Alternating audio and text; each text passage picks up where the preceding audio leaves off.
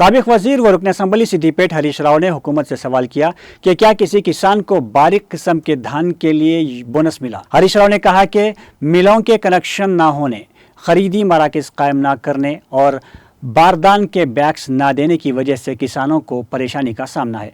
साबिक वजीर हरीश राव ने अपने दौरा खम्मम के मौके पर खम्मम कॉटन मार्केट का दौरा करके किसानों से बातचीत की और उनके मसाइल दरियाफ्त किए। बाद अज़ां हरीश राव ने मीडिया से बात की। उन्होंने कहा कि शंकर और रमा देवी नामी किसानों ने अपनी तशवीश का इजहार किया कि वो 8 एकड़ में कपास उगाते हैं तो उन्हें कम से कम 5 कुंटल फसल नहीं मिलती है और जो भी फसल हाथ लगती है उसकी इमदादी कीमत भी नहीं दी जाती।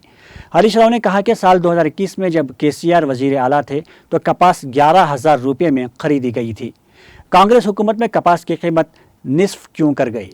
ये दलालों के इस्तेहसाल की वजह से है। हरीश राव ने कहा कि हम हुकूमत से कपास के किसानों के 7,520 रुपये इमदादी कीमत देने का मुतालबा कर रहे हैं। उन्होंने कहा कि हम किसानों को कम से कम 500 रुपये बोनस देने का भी मुतालबा कर रहे हैं। हरीश राव ने बताया कि दलाल 6,500 रुपये में कपास खरीदते हैं और उसे CCI मराकज़ को 7,500 रुपये में फ़रोख्त कर रहे हैं। उन्होंने कहा कि हुकूमत ने मिर्च के काश्तकारों के साथ भी धोखा किया है।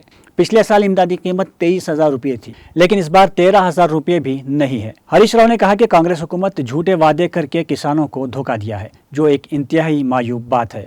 రైతులను అడిగితే ఏమంటున్నారు, 10 రోజులైనా CCI కొనుగోలు కేంద్రానికి పోతే ఏదో ఒక కొరీలు పెడతా ఉన్నారు, తిప్పి పంపుతా ఉన్నారు, ఇంకా దిక్కులేక మేము మార్కెట్లో వచ్చి చెప్పిన ధరకు అమ్ముకుంటున్నామని చెప్తున్నారు। తూకంలో కూడా చాలా మోసం జరుగుతూ ఉంది, తూకంలో కూడా మాకు మోసం జరుగుతుందని చెప్తా ఉన్నారు। CCI కూడా రైతుల దగ్గర కొంటలేరు, CCI కొనుగోలు కేంద్రాలు అక్కడ దళారుల దగ్గర కొంటున్నారు। వ్యాపారులేమో రైతుల దగ్గర 6,000కు కొని CCI దగ్గర 7,500 రూపాయలకు అమ్ముతున్నటువంటి పరిస్థితి ఉన్నది। ఈ రకంగా పత్తి రైతులు బాగా నష్టపోతా ఉన్నారు। అదేవిధంగా మిర్చి చూస్తే పోయిన సంవత్సరం ఇదే మార్కెట్లో మిర్చి 20,000 నుంచి 23,000 రూపాయల ధర వచ్చింది। ఈసారి నిన్న ఇవాళ మార్కెట్లో చూస్తే మిర్చి రైతులకు 13,000 రూపాయలు కూడా రావడం లేదు। సగానికి సగం మిర్చి రేటు పడిపోయింది, సగానికి సగం పత్తి రేటు పడిపోయింది। అంటే మరి రైతులు ఏం కావాలి? మీరేదో రైతు రాజ్యమని, రైతుల కోసమే మేము ఉన్నామని మాటలు కోటలు దాటుతున్నాయి, మీ చేతలు గడప దాటడం లేదు। రైతులకు అన్ని రకాలుగా మీరు నష్టమే చేసిండ్రు। రుణమాఫీ చేయక రైతుల్ని మోసం చేసిండ్రు, 15,000 రైతు భరోసాని మోసం చేసిండ్రు, కౌలు రైతులకు 15,000 ఇస్తామని మోసం చేసిండ్రు, వ్యవసాయ కూలీలకు 12,000 ఇస్తామని మోసం చేసిండ్రు, బోనస్ ఇస్తామని మోసం చేసిండ్రు।